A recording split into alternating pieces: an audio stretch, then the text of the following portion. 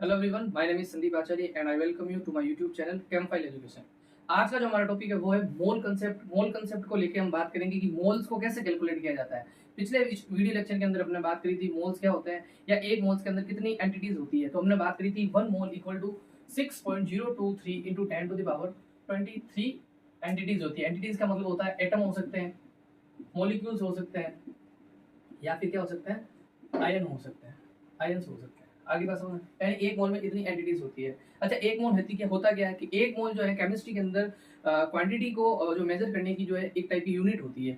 वो हमने बात करी थी कि एक मोल ही होता है। अच्छा, अब हम बात करेंगे कि मोल्स जो होते हैं उसको कैलकुलेट कैसे करा जाता है। तो आज इस वीडियो लेक्चर के अंदर अपन ओनली जो है बात करेंगे फॉर्मुलेस की, यानी कौन से फॉर्मुलेस जो होते हैं उससे थ्रू अपन जो है मोल्स कैलकुलेट कर सकते हैं। अगले वीडियो लेक्चर के अंदर अपन न्यूमेरिकल क्वेश्चन सोल्व करेंगे। तो नंबर 1 जो तरीका है, अच्छा उससे पहले मैं आपको बता दूं जो नंबर ऑफ मोल्स या जो मोल्स होती है उसकी जो उसको रिप्रेजेंट करा जाता है स्मॉल एन से।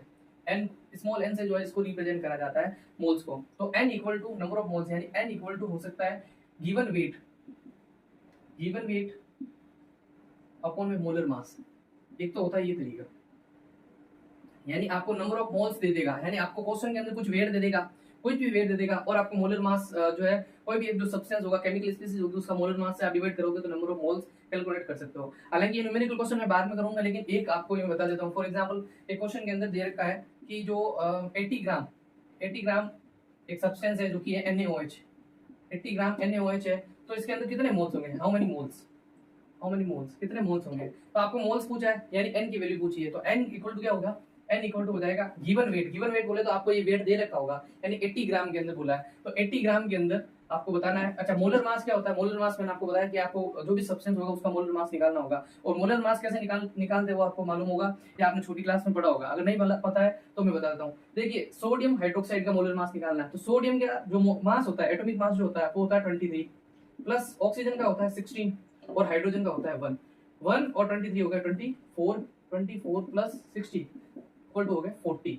ये हो गया 40, तो 40 का अपन डिवाइड लगाएंगे तो 40 टू 80 हो गया 2, यानी 2 मोल्स, यानी 80 ग्राम NaOH के अंदर 2 मोल्स है। तो इस तरीके से आप जो है कैलकुलेट कर सकते हो कि आपको गिवन वेट दे रखा होगा और मोलर मास निकालना होगा, और मोलर मास स्पेशल अलग अलग सब्सटेंस के लिए अलग अलग होता है। अच्छा, एक तरीका तो हो गया ये। अब कभी कभार क्या होता है कि क्वेश्चन के अंदर हमें वेट ना दे रखे, अपन को जो है मॉलिक्यूल्स दे देता, मॉलिक्यूल्स, जैसे कि इसका अलग एक फॉर्मूला होता है, जैसे कि number of moles n equal to हो गया नंबर ऑफ मॉलिक्यूल्स दे देगा, नंबर ऑफ मॉलिक्यूल्स, या फिर आपको दे देगा नंबर ऑफ एटम्स दे देगा।